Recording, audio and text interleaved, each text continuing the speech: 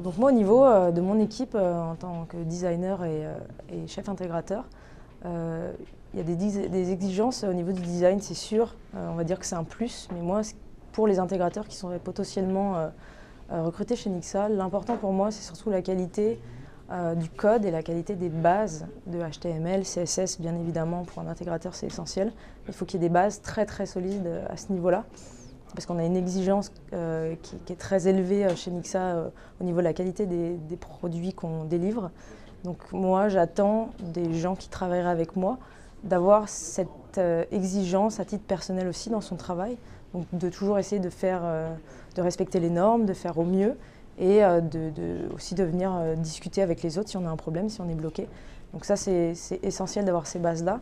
Après, il y a des outils qu'on utilise, comme des outils de travail comme SAS, comme Gulp, qui sont des technologies qu'on utilise au quotidien, comme Bootstrap aussi par exemple. Donc ça, c'est des choses qu'il faut vraiment maîtriser.